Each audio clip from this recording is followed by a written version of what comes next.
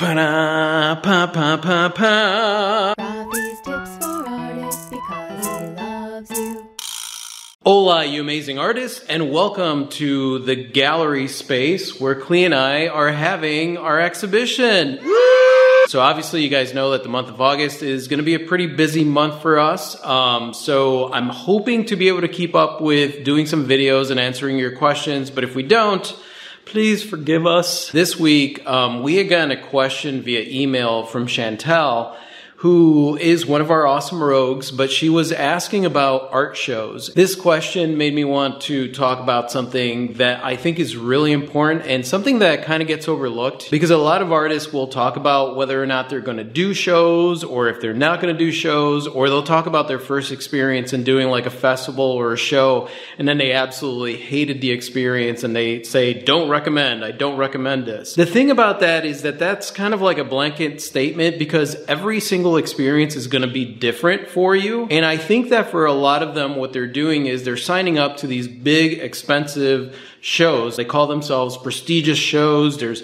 We've been doing this for 20 years and all this kind of stuff. Honestly, some of the bigger shows aren't really that great. I'm not saying that it's like that across the board. I always like to look at reviews from artists or even visit the show before I decide to do it the next year. I think that's important because a lot of these big shows really rely on the fact that they've been doing it for years, and some of them are really good. But honestly, there's a lot of, what are they called? Event coordinating marketing companies that are the ones that are putting on a lot of the shows. And of course, because of that, they make their shows more accessible. It's easier for artists to find these festivals online because they're promoting them to artists so that artists could sign up and they can make money. I know that when Chantel asked a question, she had done a show and her art is amazing. Chantel's art is beautiful, but she did a show. She didn't do as well at the show. And unfortunately, what happens is the same thing that has happened to Clea and I, in that we look at a show and we're like, oh, this is a show that's been going on for whatever, and it's prestigious and all this stuff. It's an award-winning, I don't know, whatever it is that the way that they advertise, we basically fall for the marketing. And then, there's a jury fee of $120, and then there's a booth fee of like $600 or $700. And to be honest with you, you don't need to do that. When Clea and I started our career, we had one mindset when it came to shows. I want to put my stuff out there, but I need to make sure that I'm not just giving somebody my money. The shows, no matter what, when you're doing festivals or you're renting a gallery space or you are doing a show with a big gallery or something like that, the truth is that the investment that you are putting in has to be equal to what is coming out of it, right? So what happens is that in our mind, we say, oh, well, this is a $600 show. It must be a really good show, right? Because we associate value to price anyway. So a lot of artists end up paying a lot of money and investing maybe like $700 to $800, even sometimes over $1,000 to just do the show, to just be able to set their stuff up. And then comes all the work of like setting up your booth, setting up your walls, doing all of that stuff. You're already in it for over $1,000, right? And let's say that it's a show that you're traveling to and you have to get hotel accommodations. These shows could end up costing a lot of money. And if you do the show and you don't make any of that money back, or even if you had a day where you sold $500, but you've invested over $1,200 to do a show, then it's just not, financially, it's not a great thing. Now, really, the reason that Clea and I would do shows when we started wasn't because we were like, oh, we want to sell stuff. We want to, do this. Obviously, you want to sell stuff. But really, our thing was like, how can we get out in front of the public? How can we get out in front of the public and it not cost us an arm and a leg? So that's where gallery night, that cost us $10 to set up in front of a local business. That's where the Palafox market, we were doing a farmer's market every weekend. That cost us around $20 a weekend. We would do art walks that cost us anywhere between $10 to $12 a weekend, and those would occur once a month. We would basically look around the area and see what opportunities, what small local opportunities there were to be had.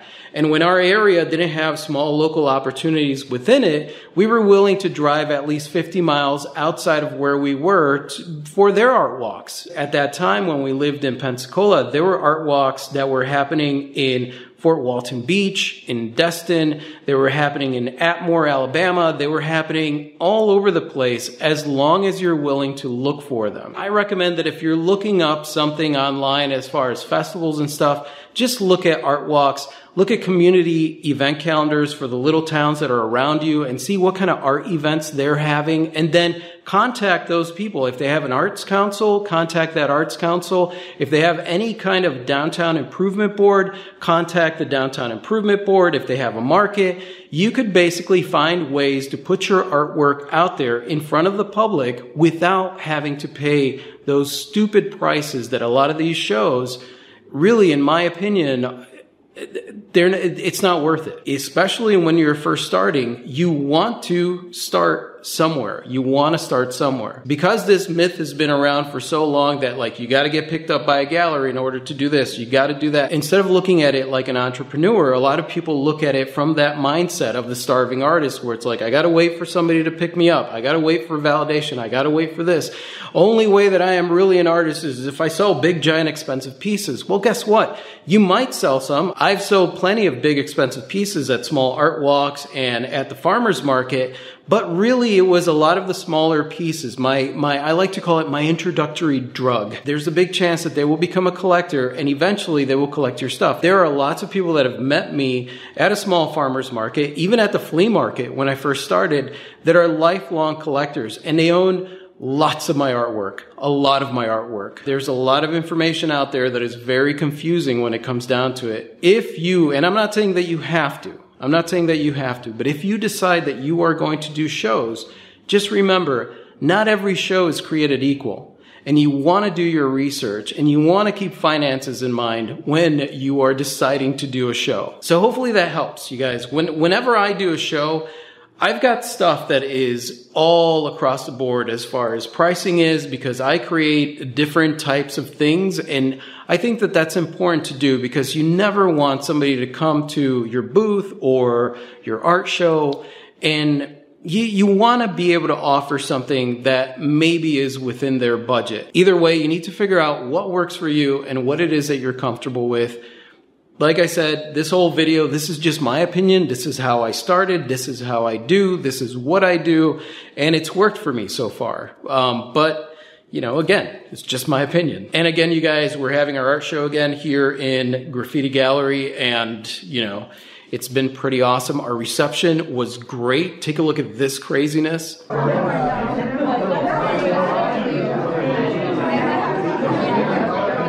You might be able to tell that I'm sweating right now. Unfortunately, they don't have air conditioning here, which is something that you might want to look at if you are going to do an art show. And I want to end this video, but I thought I would give you guys just a really quick tour of the gallery so you guys could see it. I know a lot of you guys asked. I will be doing an official video on our adventure channel, so you guys will see it there, but I'm going to give you a preview anyway. So here we are.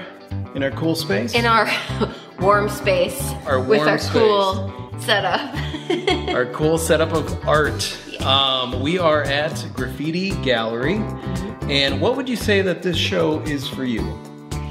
This show is an introduction, a reaching out to meet people in our new community and the hopes that they will enjoy the experience of meeting us and seeing what it is that we do. Yeah, I would say that this show for me is like showing off all the things that we have done over the years and the things that we work on, including music. As you can see, there's a guitar back there. Mm-hmm. And my books and artwork and sculptures and some never before seen stuff. And I thought, how cool is that to be able to meet our new community and lay it all out?